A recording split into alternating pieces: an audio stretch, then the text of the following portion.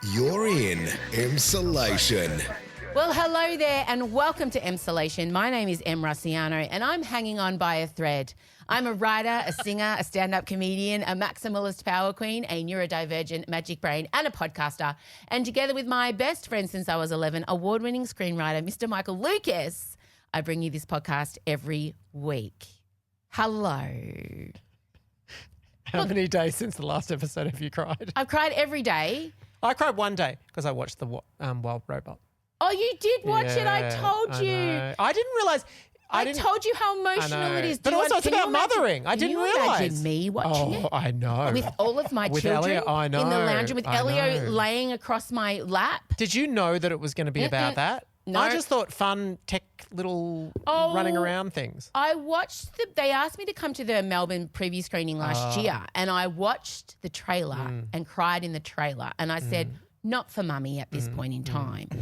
And when I watched it, I didn't realise it's not sad, it's touching. It's very touching. It's a different, slightly different emotion, which feels cathartic. What got you in the end? Which specific moment? Was it just... Oh, it was everything to do with, for those who don't know, robot stranded on an island and it's programmed to like help subjects and then comes across a tiny little baby goose, duck, migratory bird. A goose. Yeah. Yeah. And therefore its programming is I've got to like do what it needs, which is like learn how to swim and then learn how to fly and then learn how to migrate. Otherwise it's not going to survive. And so it all becomes a metaphor for raising children. Yeah.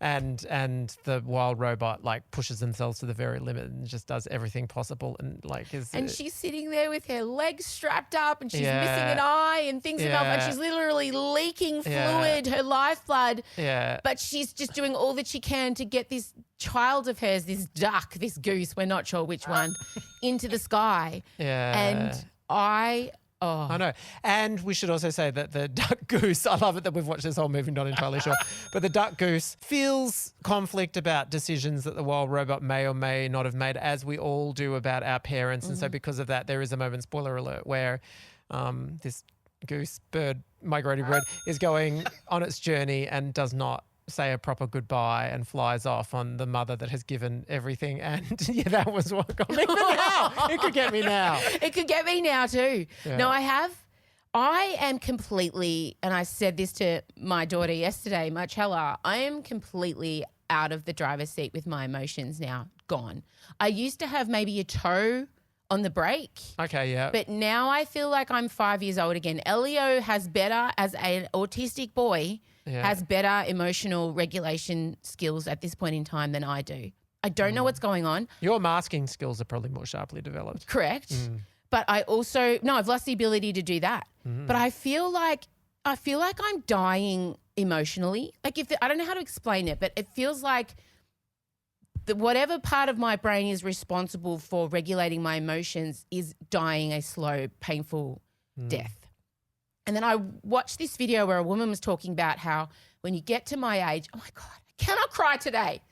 Look at me, I've got power ovaries on my T-shirt, which we need to talk about. Power ovaries on your T-shirt and tears in your eyes. That's right. It's a metaphor for this stage of life. Absolutely.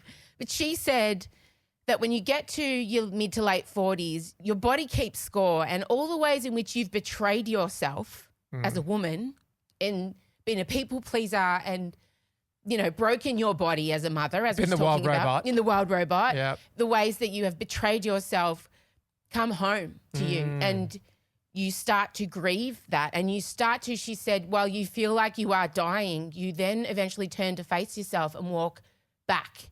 And the journey of your mid to late 40s is that walking back to yourself and reclaiming yourself. So it's meant to be painful, but my God.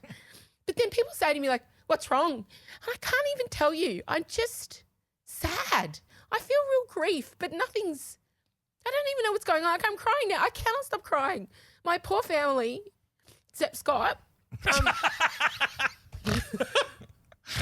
But even Elio, I mean, it's just, and I was crying this morning when he left us for school, which is terrible for him. But I just said to him, I'm okay. I just feel really sad and I'm going to get better, but it's okay to be sad. Oh, my God. Anyway, I'm launching a podcast about perimenopause. I've never felt more galvanized about the need for this project. And it's If you doubt that it comes from an authentic place, behold. Rage Against the Vagine. We talked about it last week. The T-shirt I'm wearing right now, this is Regina.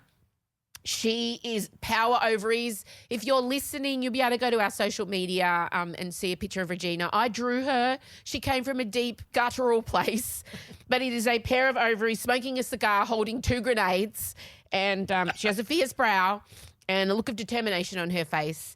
And this is the merch we are going to be selling. It is available now through my online shop. We'll put all the links up.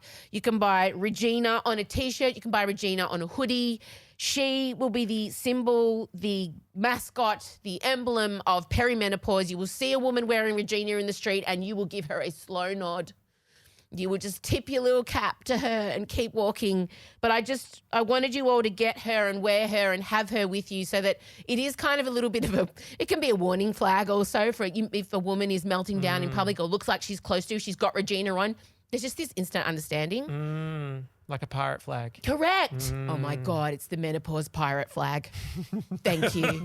Hang on, how's my makeup going here? All right, it's great. No, the makeup's held. I can see the tears are there. The tears are there. It's fine. I am going to be making this for myself now in the hope that it helps everyone else. And also, if you want to just donate to the cause, which so many of you actually contacted us. We had listener Emsolator, was it Carenza? Is that her name? Yep. Emsolator Carenza said, listening to the latest episode about a new perimenopause podcast and proposal for funding, I just want to kick some money in to help. I don't want anything in return. I want to contribute. How can I do this? Emsolator Afton said, as a perimenopausal neurodivergent woman, I'm so sick of medical misogyny. I know that anything you make in this space is brilliant. I would very much like to support you in this project and put some money towards it. So you're going to be able to do that in my shop also. You can nominate the amount and you'll become a patron of the Perimenopause podcast, Rage Against the Vagine. Thank you, everybody. The response is huge. And the fact that some of you just want to put money in without, I always feel like I have to give something in return. So the T-shirt is there. But the T-shirt... Some might say the podcast is what you're giving in it's return true. as well. You will get the podcast. Go now, buy yourself a Regina T-shirt or a hoodie. We're going to be looking into fans. We're going to be putting Regina on everything. But it's just, I drew her one day. She literally came from the ether. She came to me in the moment. I just knew she had to be smoking a cigar. And she's got It's the like Anakin. Moses seeing the burning bush. Yes. MC's angry Regina with grenades. And she's got the blows it Anarchy symbol on her cigar. Yeah. So please now go. Support Rage Against the Vagine. I'm going to make it because, as is evident by the opening 3 minutes of this podcast, I need it. I don't know how to... I know if you're listening and you're going through it, you'll completely understand what I'm saying, but I genuinely wake up and I don't know who I'm going to face, and it's terrifying. So I lay there waiting You mean for yourself? Me. Yeah. Me. Who's the you that's getting out of bed? I lay there waiting for her to come to me. Like, which poltergeist is going to possess my body today? Who? And I lay there just dreading. And surely it's a terrifying roller coaster with no beginning or end, and the instructor's exhausted and probably drunk, and maybe a cat. I don't know. On ketamine. Totally. Elon Musk is driving. I essentially feel like Elon Musk is driving my emotional roller coaster at the moment. Wow. Terrifying. I need the chainsaw of, what is it? The chainsaw of bureaucracy. Yeah. This is the chainsaw for bureaucracy. Oh, God. I know, he's terrifying. So there we go. There's the big launch. Just for the record, it's a Canada goose. A Canada goose. Canada goose. From the Wild Robot. Yep. My mum's favourite bird. Is it? She The boy loves Canada goose. the boy from Heartstopper voices it as well, Kit. Did not know that. Yeah, the Wow. redheaded. So cute. Oh. Is that right? The is that redheaded right? one? Kit. Yep. Oh, the one that had to like come out Kit as bi Connor. and it was Yes. all. Oh, Kit Connor. Yeah, he plays the wild Yeah. goose robot. Canada goose. Canada goose. Canada goose. Why can't we keep that in our head? Often runt, apparently. It was. Yes. It Well, was. that's why it's because I think of a Canada goose being a huge bird, but in actual fact, in this one, it is a small version. So I think that's the confusion. Yeah. Indeed. But we've sorted it. Thank you so much. I'm reharping. Obviously, our grand final is happening next Monday, the Oscars. Fast approaching. SAG Awards with this week. I thought Kristen Bell did a fine job. I think She recommitted to the opening musical number, which is not easy because people have kicked the shit out of it for so long. There have been literal whole jokes. Like Nikki Glaser did a whole routine about how ridiculous it is that you would do an opening musical number. But Kristen Bell said, no, fuck it. Mm-hmm. I can sing. I'm doing it. And she reworded, do you want to build a snowman? From Frozen. Yeah. And it was great. It was hilarious. Nailed it was funny. it. Nailed it. I would say perfect presentation. Mm-hmm. It was she didn't hit a wrong note. She didn't. She was prepared as hell. delivered it in the most excellent way. You actually couldn't fault it. She got all her most popular co-stars pretty much and put them on stage with her. I enjoyed it. I thought it was clean. I thought it was a clean awards. It was a bit boring, but it was clean. Jane Fonda, dropping bombs. Jane Fonda was the person that was clearly just speaking her mind, and that was what was electrifying about it. Everyone else was very careful. 7. Also, Good for her. incredible posture. Like incredible strength. The same thing. Like all those aerobics. I know. liners. And look, Trump goes around saying, I look at all the people that worked out hard in the 80s and they've ruined themselves now. Well, look at Jane Fonda. No one worked out harder than she did. She wrote the book on working out in the 80s, released the videos. My mum had them. Actually, she didn't. Your mum had them. We did. We had them. Yeah. We had the vinyl. And anytime you try to jump, it would skip. Yeah. But hasn't it? I mean, she looks strong. She looks strong. But she's also, I'm just going to say, I suspect a neurodivergent queen, not pathologizing her, but the way that she is so outspoken, so anti, authority. And she has been brave from the moment That's right. she appeared. And it's never flagged. She is not, people always, there's the cliche that you steer more conservative as you get older. Not Jane Fonda. She's out there. She's getting arrested still. I live for the fact she's Yeah. still getting arrested. And Other than that, pretty predictable winner. Well, look, in terms of the Oscar race, can I go to the Oscar race? please, now the Oscars are on Monday coming up. What do we have, just so you can Michael's be aware. doing, hang on, the official Oscars, Michael's official Oscars update. Yeah. Sorry, wrong one. Dun, dun, dun, dun. Oscars. This year wedged between Mardi Gras and the release of Lady Gaga's Mayhem. I mean, what a week. I ordered Mayhem merch this week. It's not arriving till May, Amazing. but I still ordered it. Yeah, that's It's good. good. It's a half orange, half black jumper that just says Mayhem. Oh, perfect. Sick. Could be about menopause. She's probably in Perry. Would be. Definitely in Perry. She's Would be. 40 this Would year. be. Is she? Yeah. Oh. Anyway, the Oscars. Isn't it wild to think about Beyonce and Gaga and Perry? Because they are. Beyonce is definitely in She's perimenopause. 43, isn't yeah, she? 1,000,000%. that she admits to. Yeah. Yeah. Wow. Yeah. Continue. I just feel grateful that we've got our divas that are, and I'm going to say our age, even though they are younger than us, of course they are. But I mean, I feel for past generations that had to watch as like their divas got cast aside and they just had to take on like the new teeny boppers. Whereas we've been able to hold through. Rock steady crew. Rock steady crew. 100%. Yeah. Anyway, the Oscars. Well, I don't know that there's ever been a year where there's been less certainty about what will win Best Picture. He's electrified. I'm electrified. Dear listeners and readers alike, Michael Normally, is electrified. We've had our surprises. We have. Obviously, the La La Land Moonlight Year, one for the ages. I mean, Hashtag we were never together forget. sitting on the end of a bed Unbelievable in the in Sydney. QT Hotel in Sydney. That's right. And we looked, and I said to you, is this real life? know. That seems like a quaint happening. How I know now. that was seems the like- most unbelievable thing we could imagine could happen in this world. Like billionaire takes over U.S. federal government. Nah, couldn't happen. Couldn't happen. Actually addresses. U.S. president sides with Putin, throws No. Ukraine under a bus. Sorry, what? Couldn't happen. Absolutely not. But the they- Minister for Health in America is somebody that is anti-vax and says he's going to take all women Yeah. off their medication and put them in a Yeah. health farm. Yeah. I actually hope he does that. Imagine taking a bunch of menopausal women off their Wow. hormone replacement therapy. If you want to start the revolution. Well, But anyway, yes, the Oscars typically are predictable when it comes to Best Picture. We all remember last year Oppenheimer. We all knew it was going to win. It was going to win, and then it won. I This simply year, do not care about Christopher Nolan's movie with Matt Damon, the one that's coming out. I can tell you right now, it's going to be shit and boring, and the female Odyssey. characters. Yeah, Oh, really? nah. I But told you you. like a bit of mythology and a bit of like swords and sandals and Yeah, but Christopher Nolan will just suck all of the camp and fun and goodness out of it. Yeah. I am on a hit with him. I don't like him. Continue. I'll take your call, Christopher. Just so you know. I won't. He's devastated and so electrified by my offer. Anyway, so will it be? There was a period of time where it looked like The Brutalist was getting in front, but then Honora won at the Producers Guild, which is very predictive, and so everyone Has thought the Brutalist gone down because of the AI stuff? I wouldn't have helped. I don't know how much it's gone down, but it wouldn't have helped. Okay. Honora had a moment in the sun, and everyone thought maybe that'll get there, which is one of my favourites of last year. But then Conclave won at the Screen Actors Guild. We're very similar voting bodies. Girl. So, and I still think I would not rule out Wicked. I just wouldn't rule it out. Never rule out Wicked. It's a preferential system, and who's really putting Wicked last? No one's putting Wicked last. No. Maybe some people that hate music. Safe bet. But can I just...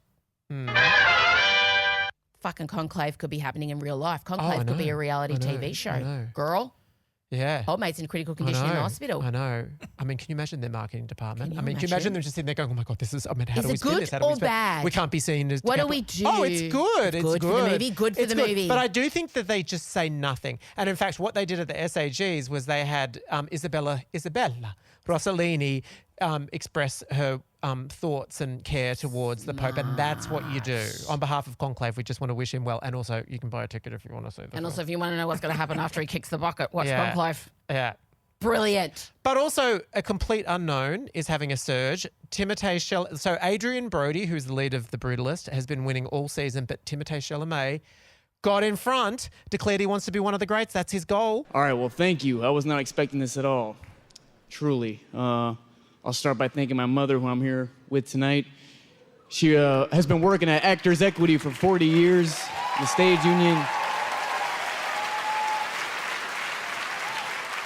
And I'll quickly run through this. I know the classiest thing would be to downplay the effort that went into this role and how much this means to me, but the truth is this was 5.5 years of my life.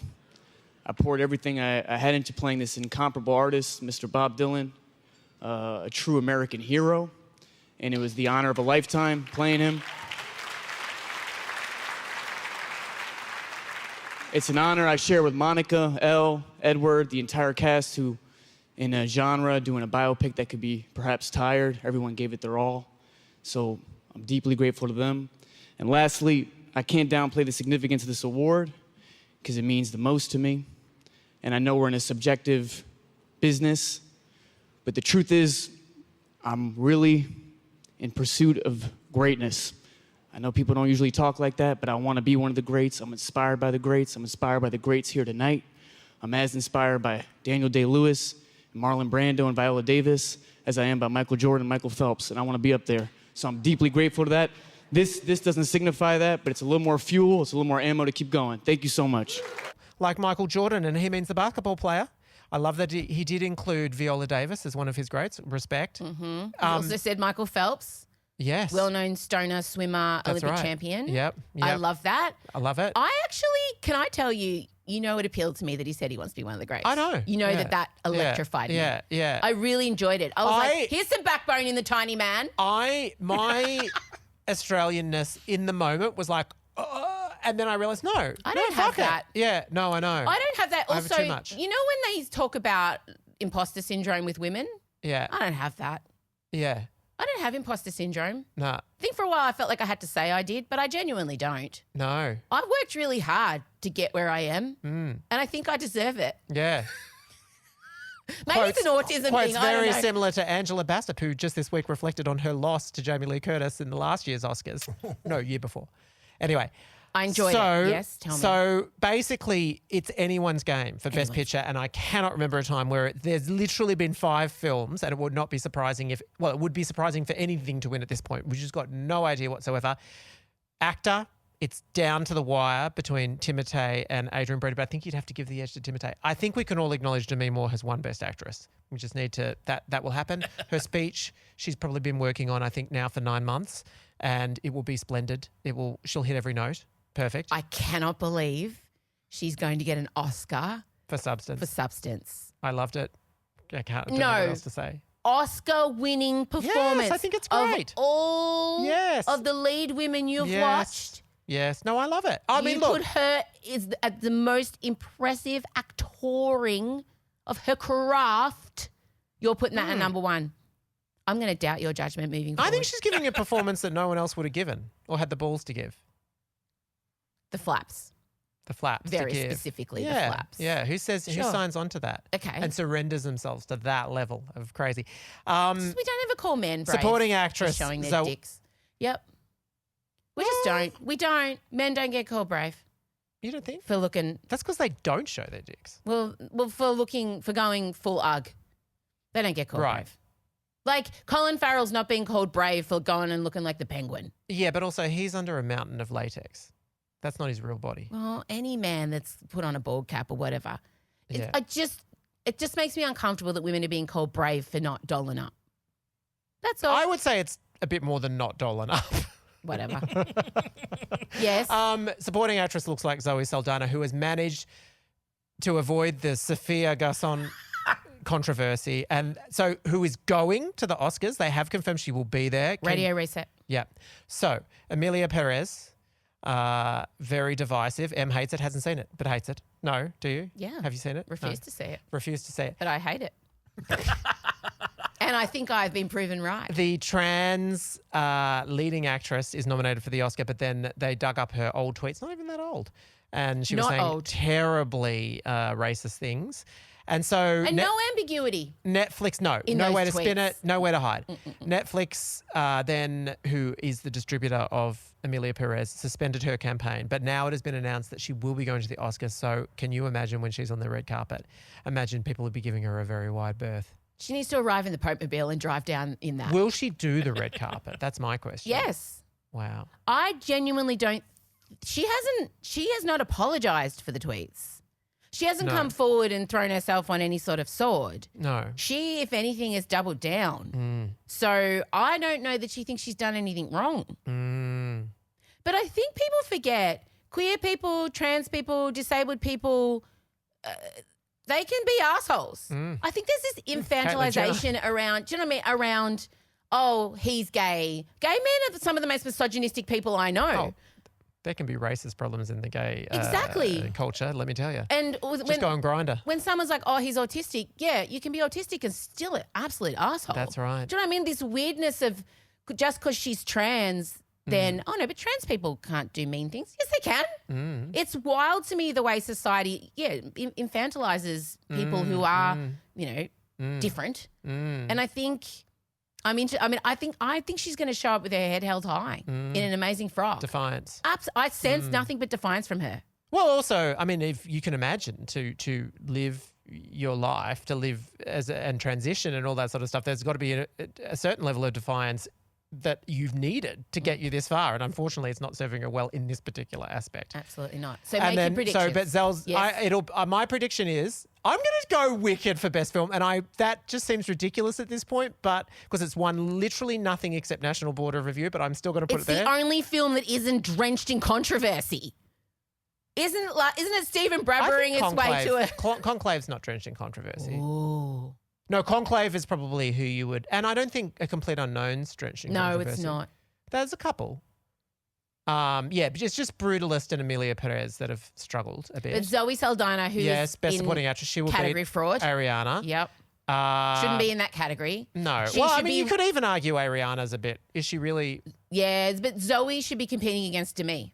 That's what should be happening. Should be, yeah. Yes. Yeah, Yes. yeah, yeah. And I think Zoe would beat Demi. I think Demi's got it. I think Timotei's got it. And clearly Kieran Culkin's got it. He's won everything. That would And be wild He if he didn't delivers win. incredible unscripted speeches every single time that you relate to. If you get a chance, go and watch Kieran Culkin's SAG award. He wins the first award of the night. Thank you, SAG-AFTRA, for this incredibly heavy award. That's why they put the thing here, I guess, right?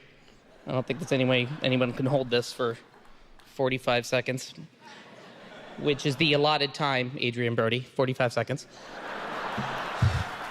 There was no reason to take that shot. I love you. It's a joke. You take your time. Lord knows I will, because I didn't think of anything. It is funny that the heaviest of all awards is the one that's given by actors.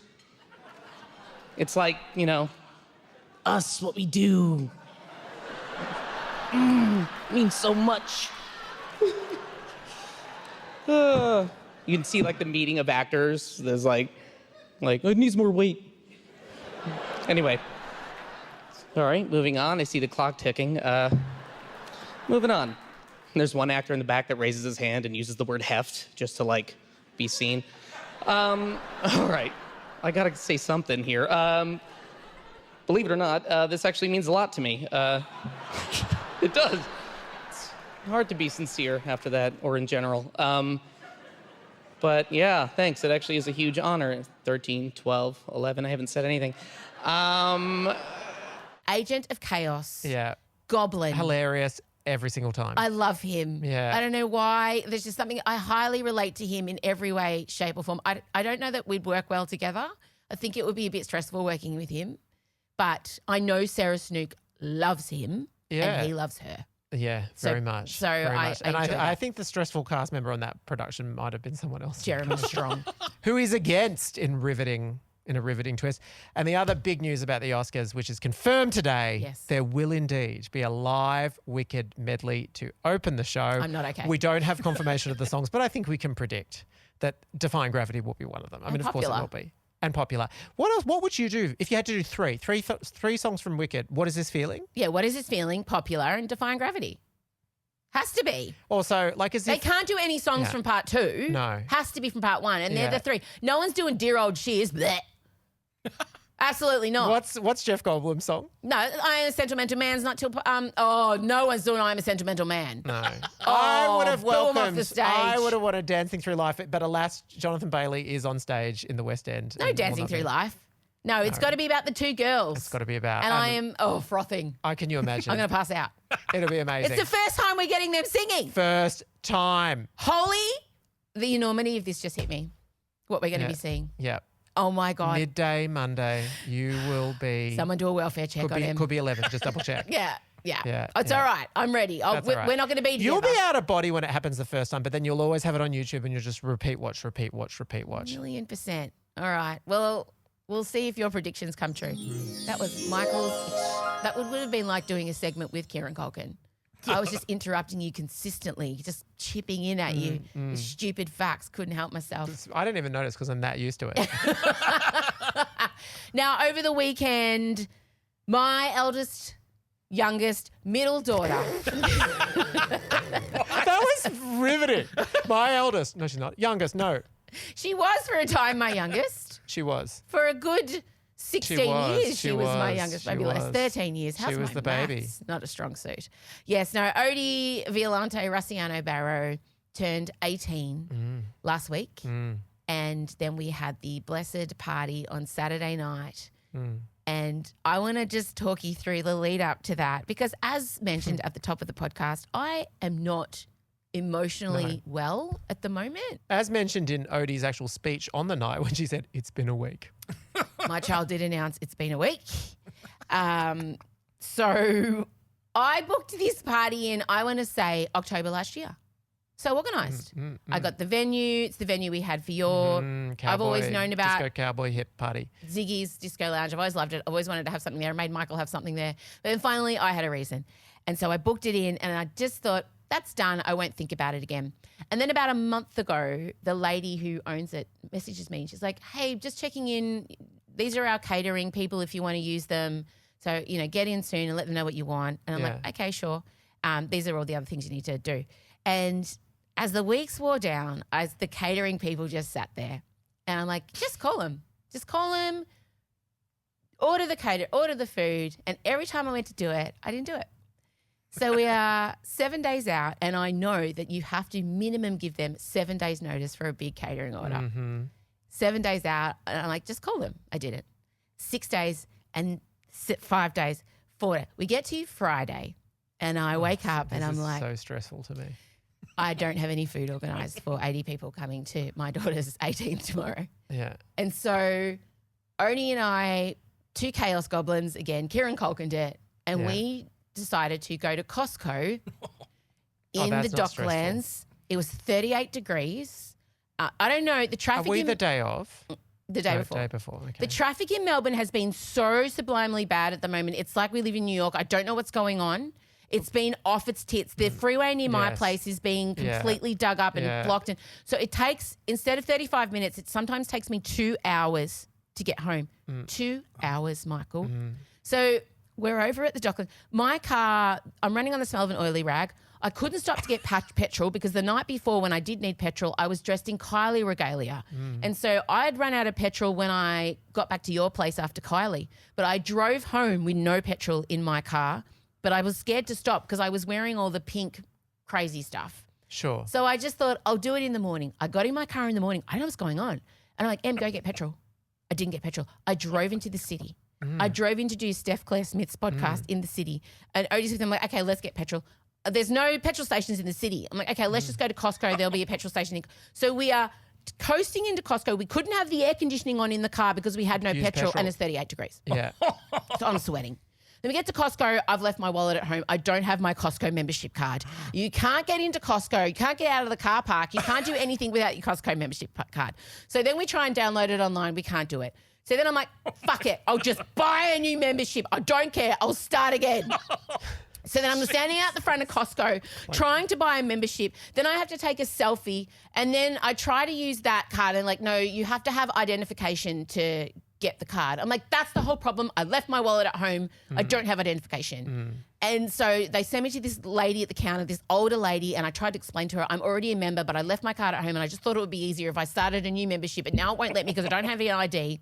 And she's like, so you have 2 memberships? And I'm like, yeah. She's like, okay. Well, then she brings up my old membership. It's expired. It's expired. I'm like, I've already just paid. I don't care. Just tell me what I have to pay just so I can go in there and buy something for my daughter's 18th. So she takes pity on me. She gives me a membership and then I've got it on my phone. We go into Costco. It is chaos. Heaving with people. Heaving.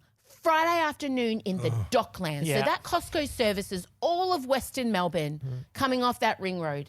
All of Is there another Costco? I thought in it's- Ringwood. Oh, is there? Closer to my house. No, that's too logical. Yeah, We're yeah. not in Logic Land right now. Yeah. So this human also gets a surprise period, not supposed to be getting. I've been bleeding Yeah. like again. Oh. So I'm bleeding, I'm sweaty. You really should have taken those Pads. pads. Yeah. No tampons.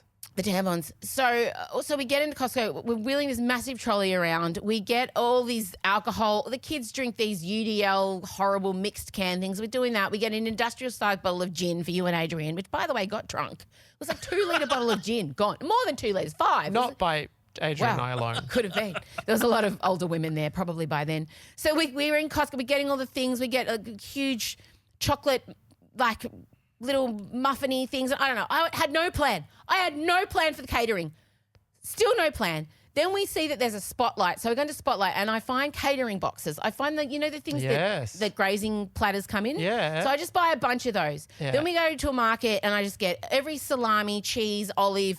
Still no plan. Yeah. Then we get home and it's all on the bench and then I have to go to bed. So the day of, we wake up, still no catering for the party.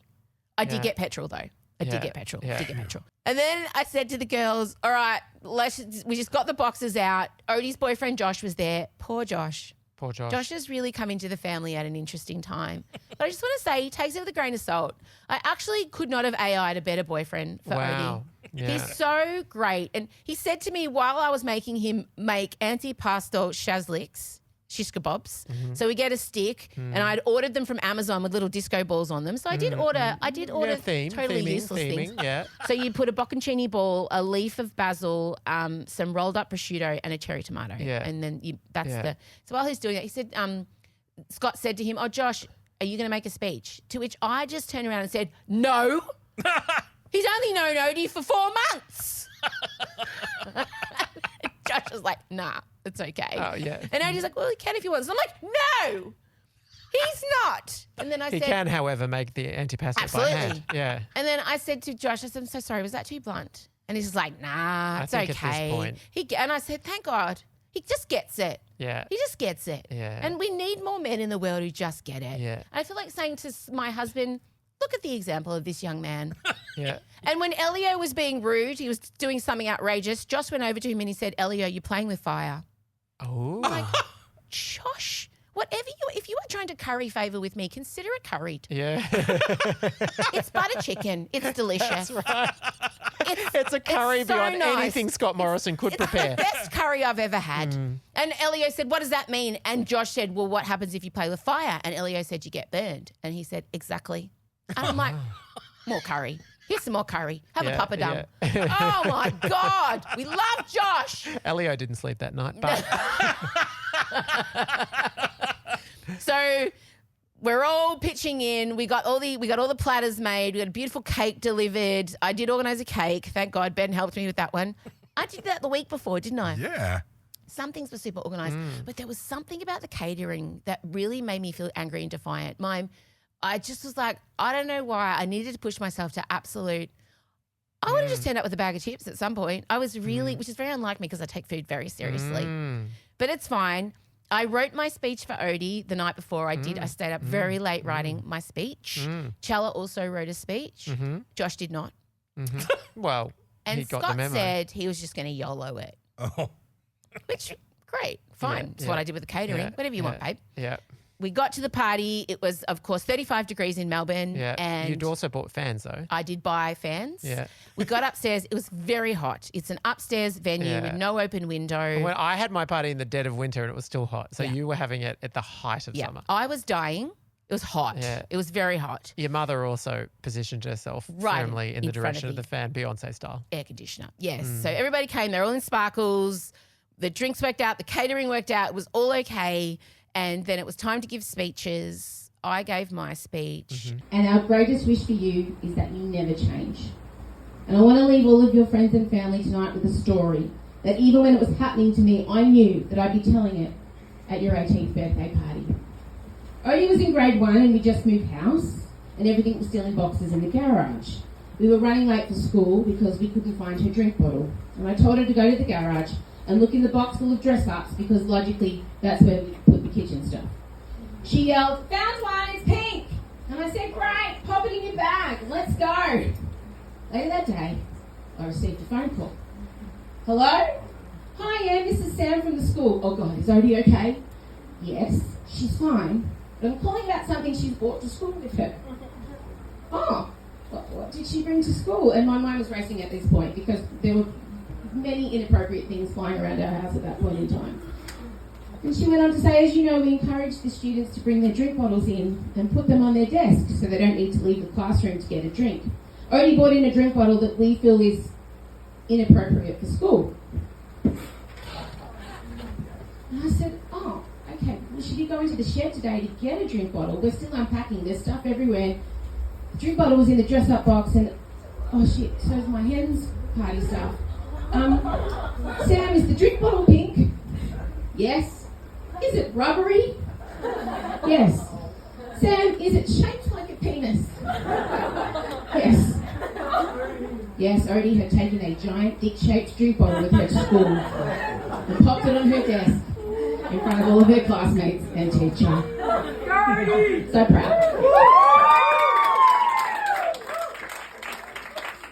Happy 18th, darling girl. May your confidence never waver, your fridge doors always be unlocked, and your drink bottles inappropriately shaped.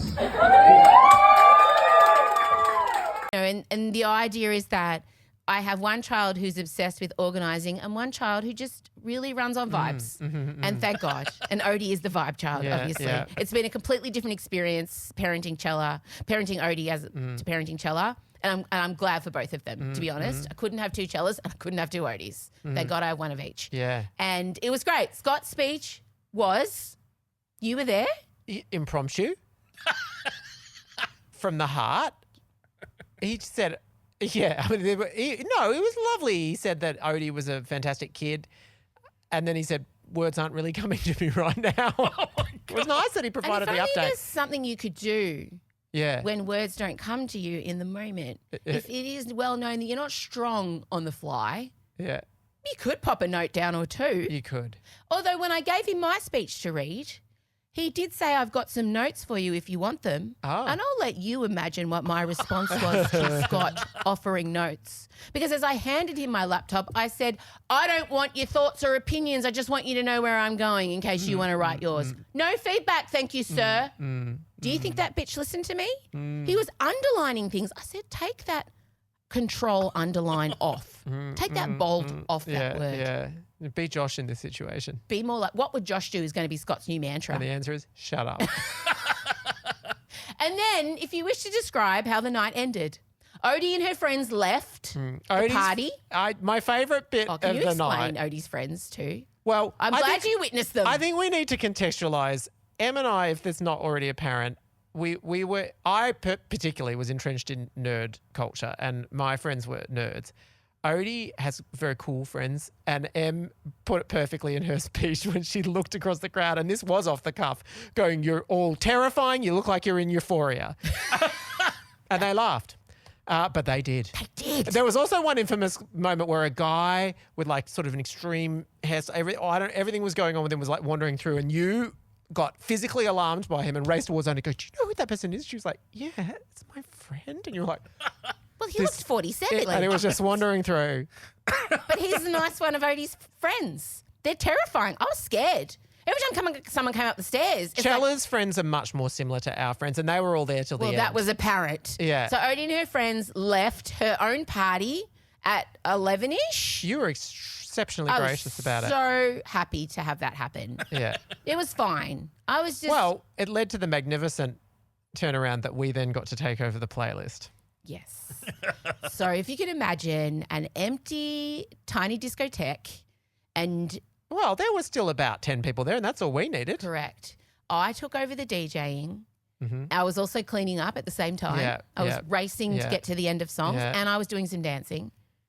And it was me and you and Chella and her, the two girls, the twins. She's been best friends with since she was 12. Will. And Will, her friend Will. Helen. And my friend Helen, my hairdresser, and her daughter. Yeah. And Dylan, the barman. Yeah. And we were on the dance floor for a solid hour doing just diva. Whatever we wanted. It was diva amazing. after diva. We did consider the younger generation. So we lent towards, it wasn't just purely Imagine No. Whitney. In fact, there was no Whitney. No. That was our sacrifice. Absolutely.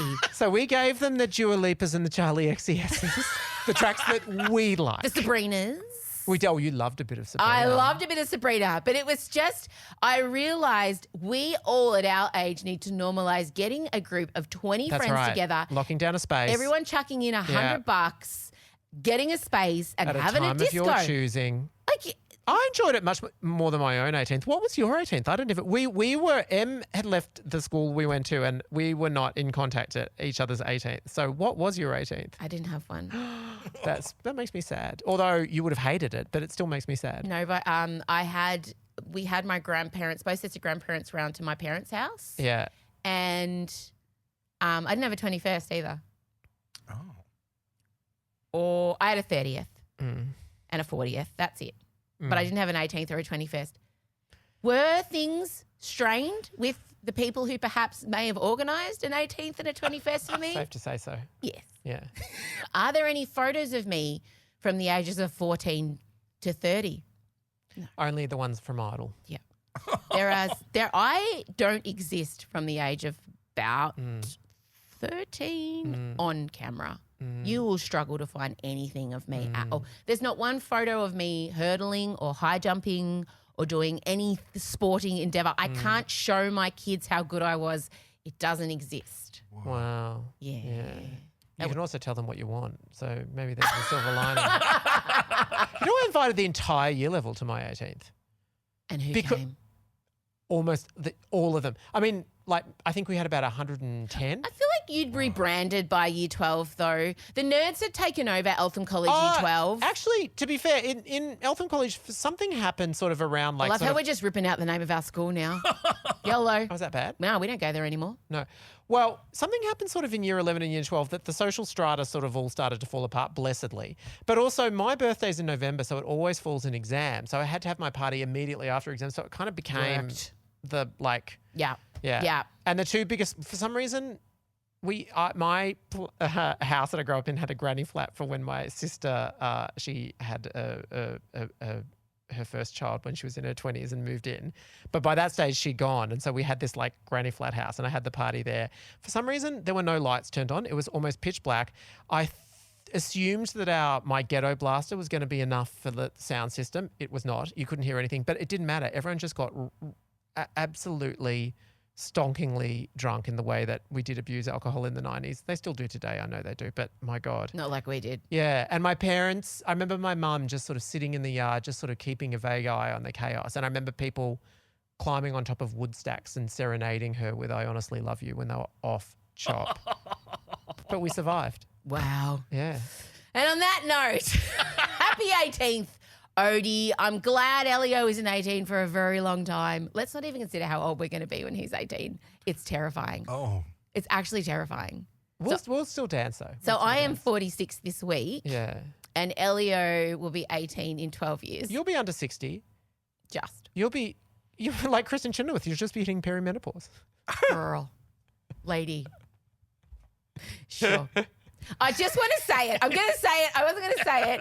Just take note of older celebrity women using perimenopause as a way to dial back the years.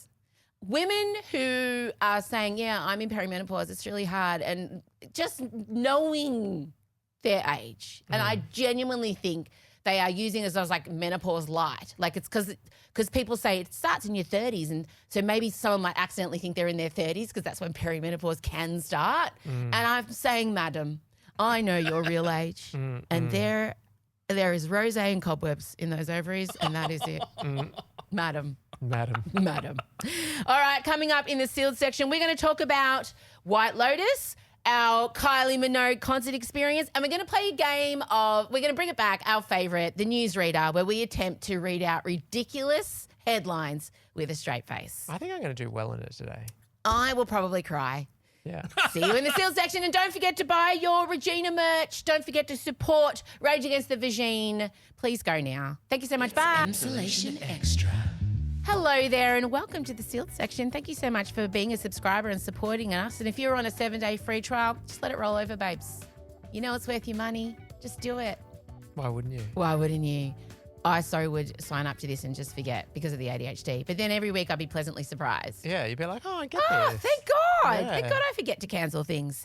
Thank you for being here. As you know, we have launched our Rage Against the Vagine merch. I'm wearing the T-shirt now. If you're an extra subscriber, you can see it. Or if you've watched on YouTube, which you probably all have. Today we are going to be discussing our attendance at the Kylie Minogue concert and the snitchy fandom that I wish to take on. I do have some strong opinions on some of her outfits, which I'm willing to express here in the sealed section. And just look at it as an observation, not a critique. I think it's the best way to do it. We're going to be just briefly touching on the White Lotus. I also have some notes on the White Lotus. And we're going to be doing the newsreader. Now, episode 2 of the White Lotus went out. I think, as we famously have discussed, Mike White does not take on board anyone else's opinions when he's writing the show. And I think that showed in episode 2.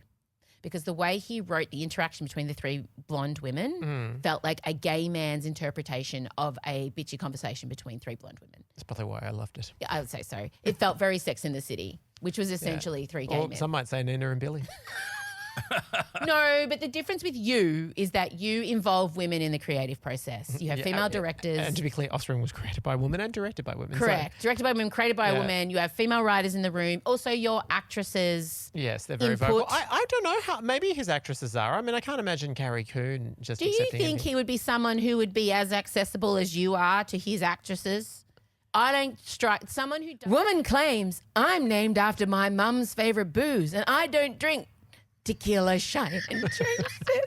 Tequila what? Cheyenne. Jones.